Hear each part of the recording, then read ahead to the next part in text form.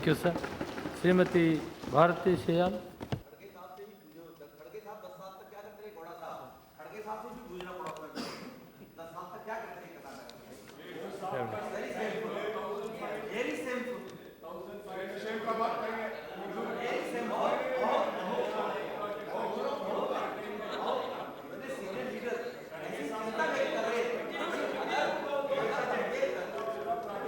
Not disturb, sir. Say, tell him.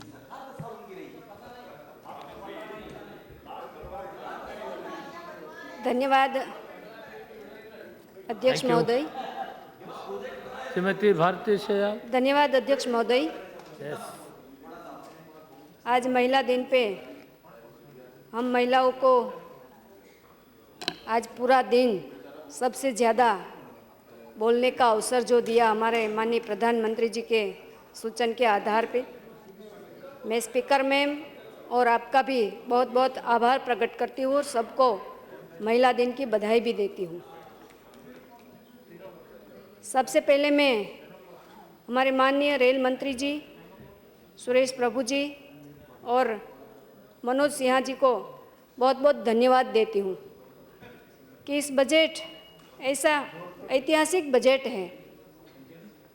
हम देखते आ रहे हैं इस सदन में हर साल बजट पेश होता है, लेकिन अब हमें एहसास हो रहा है पिछले 2 साल से कि जब सरकार बदल जाती है तो सोच भी बदल जाती है, कार्यशैली भी बदल जाती है और हमारी सरकार माननीय नरेंद्र भाई मोदी की सरकार ये पंडित दीनदयाल उपाध्याय के विचारों से चल रही है, अंत्योदय योजनाओं से चल रही है और इसको उजागर हमारे रेल मंत्री जी ने भी किया है इस बजट में।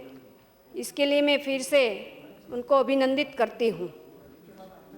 सबसे पहले तो माननीय रेल मंत्री जी ने सामान्य श्रेणी में सफ़र करने वाले गरीब भाइयों, बुजुर्गों, युवाओं, माताओं और बहनों और तब तक की पत्रकारों के लिए भी बहुत सारी सुविधाएं दी हैं। एसी कोच में यात्रा करने वालों जैसी सुविधा इन गरीब लोगों को भी अब मिलनी शुरू हो जाएगी।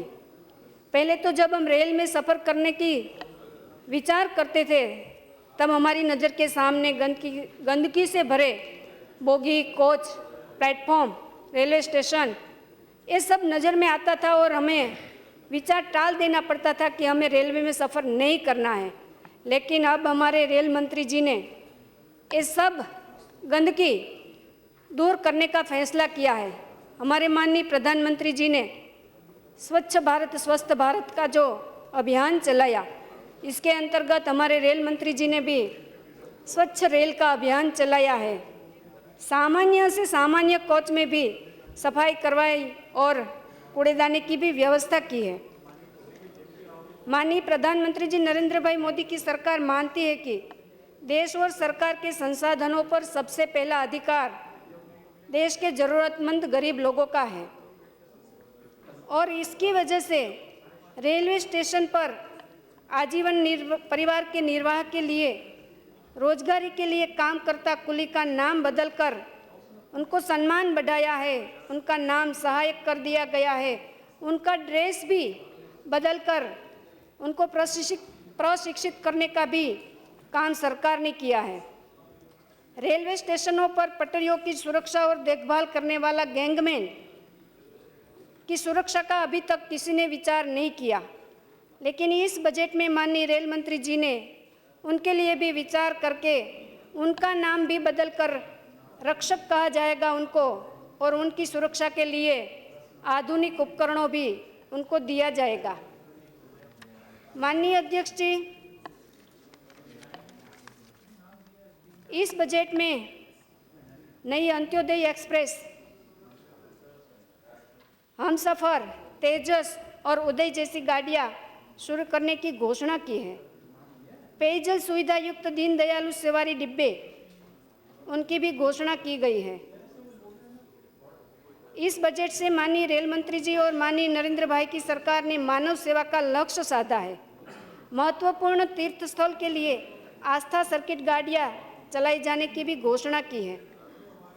हमारे कई साथियों ने बताया बच्चों के लिए खान पान के लिए शिशु आहार, गर्म दूध और गर्म पानी की व्यवस्था किसी ने अभी तक सोचा भी नहीं था। ये सब व्यवस्थाएं हमारे माननीय रेल मंत्री जी ने की है।